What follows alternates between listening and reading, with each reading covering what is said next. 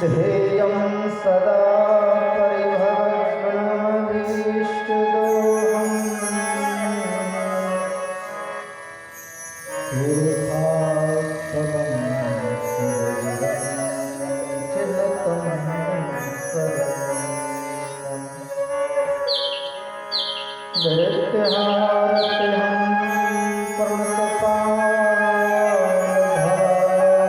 प्रणतपालधराधिपूतम्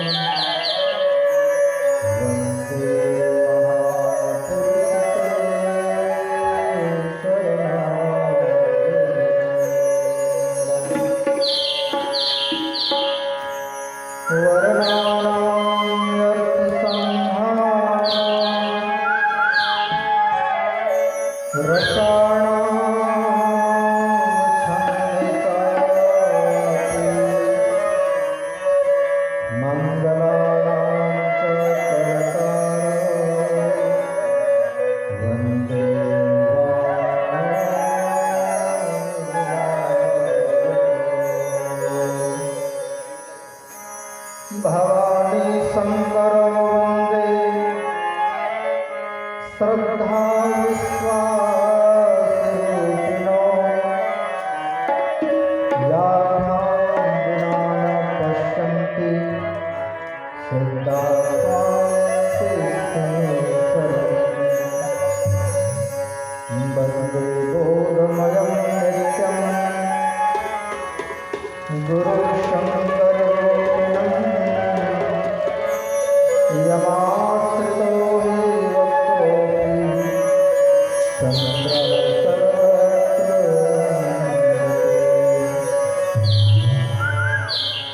सीताराम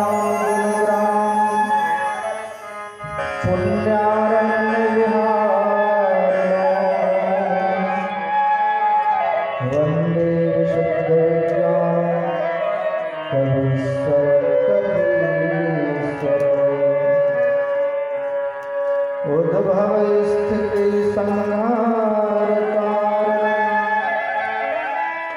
क्लेशहारिणं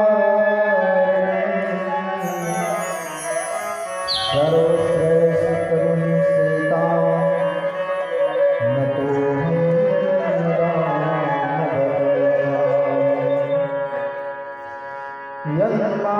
यन्मायावस्वर्गं विश्वमखिलं ब्रह्मादिदेवासुरा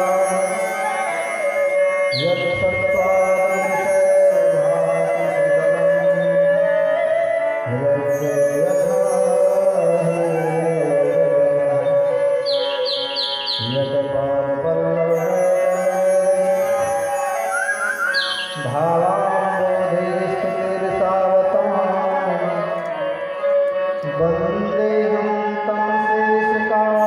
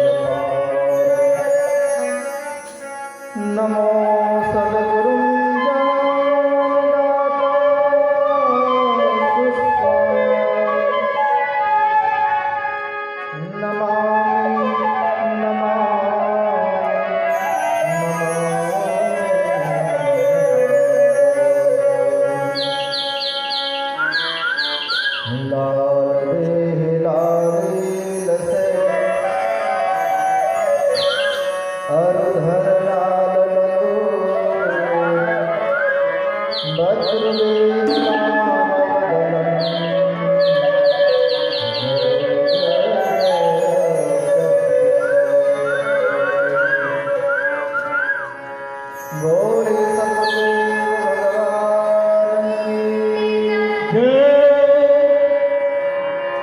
वृंदावन हरिलाल की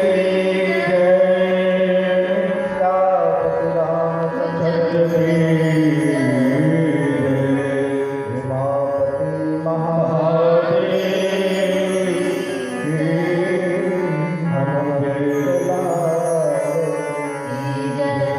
सब संतन की सब भगतन की काली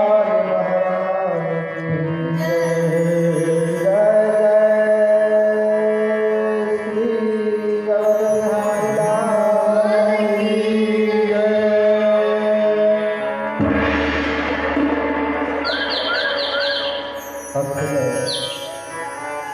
विश्व ब्रह्मांड नायक परम पिता परमात्मा सदगुरुदेव के चरणों में पूज्य नमन उपस्थित है। धर्म प्रेमी सज्जनों, भक्तिमती माता एवं आदरणीय ग्रामवासी, हम लोग भगवान की इस पावन भगीरथी में अवगाहन से पूर्व प्रभु श्री राम का स्तवन सब सर्कल भरे के साथ गाते बजाते करें। तत्पश्चात कथा में अवगाहन करेंगे। श्री रामचंद्र कृपाल भज मन हर भय तारुणम नव कंज लोचन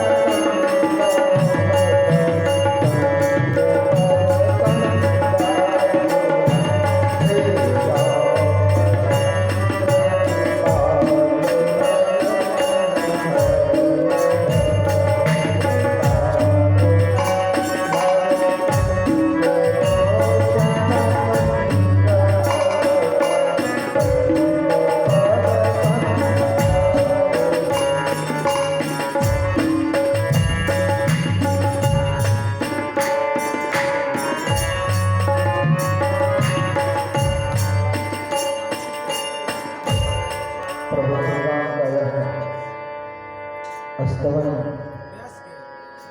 गोस्वामी तुलसीदास जी महाराज बालकांड के प्रथम 7 श्लोकों में से भगवान शिव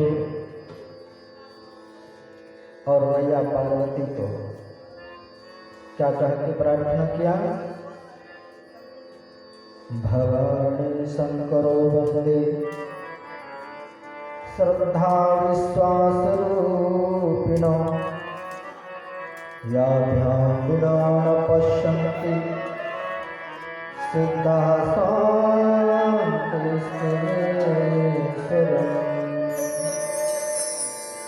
बाबा तुलसीदास लिखते हैं कि मैं भवानी और शंकर की वंदना करता हूँ जो श्रद्धा और विश्वास के स्वरूप हैं,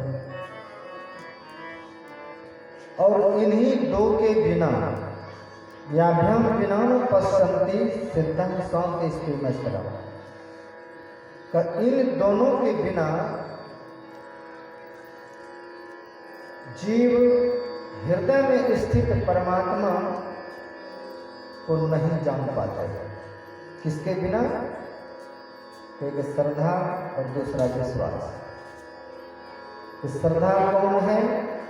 मैया भगवान। विश्वास कौन है? भगवान शिव। गोस्वामी जी लिखते हैं गुरु के वचन प्रतीत न देहि सपनहु सुगम सुख सिद्धते। गुरुजनों के शास्त्रों के वचन पर जिसको विश्वास हो जाए, विश्वास किस पर होगी? जिस पर आपकी श्रद्धा है। तो श्रद्धा जिस पर होती है उसी के वचन पर विश्वास होता है। दो में से एक भी अगर डगमगा गया, श्रद्धा घटे तो विश्वास में घट जाए।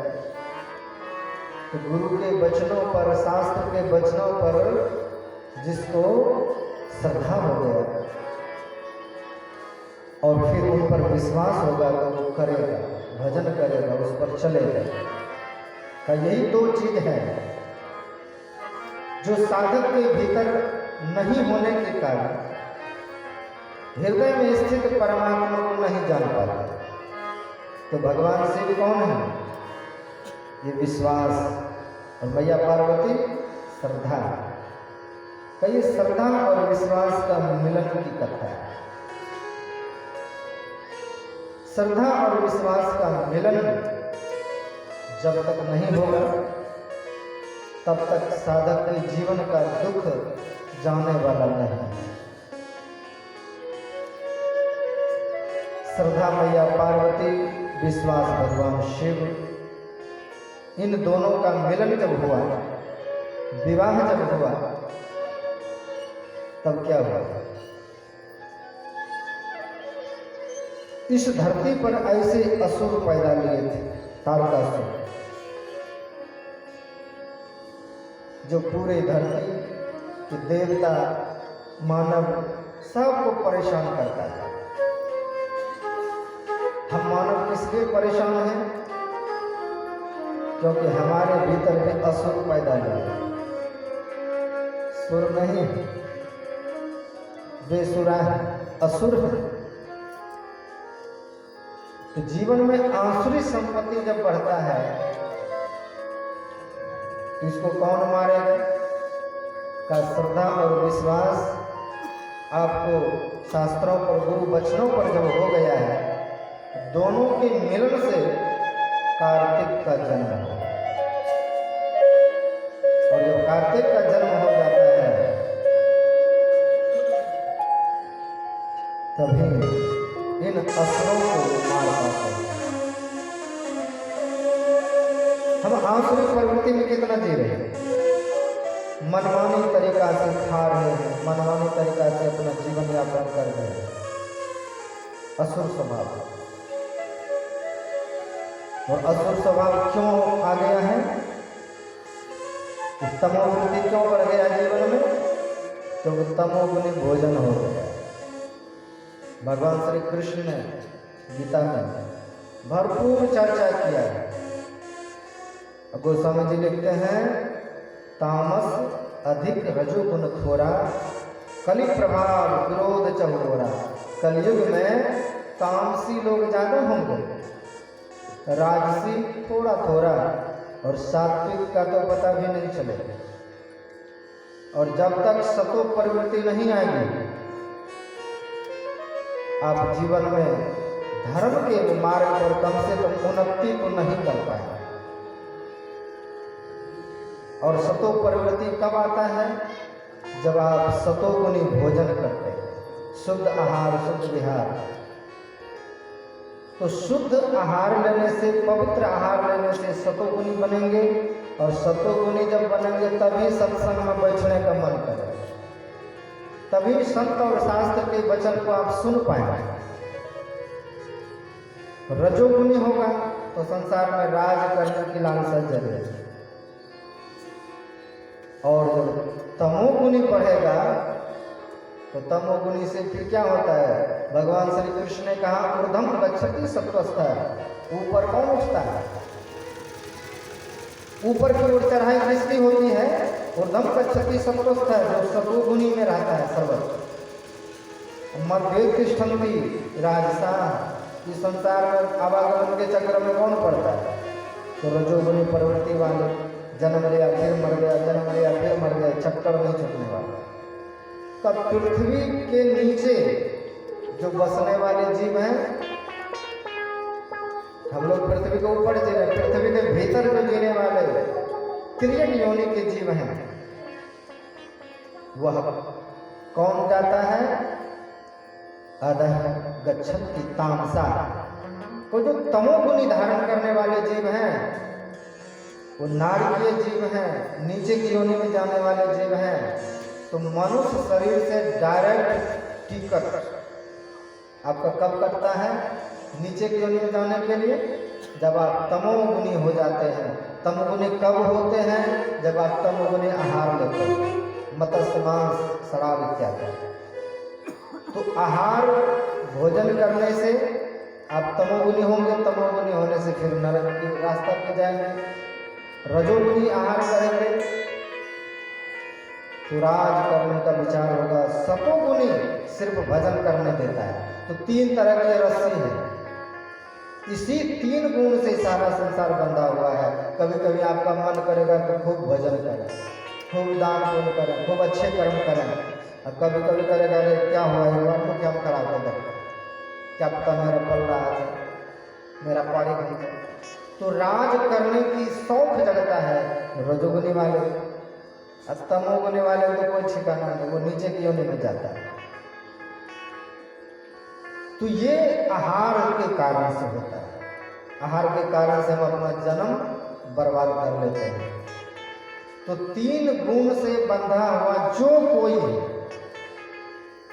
तो जानवर, पशु, पशु उसी को कहते हैं जो रस्सी से बंधा हुआ है। हम मानव इन तीन तरह के रस्सी से बंधे हुए हैं।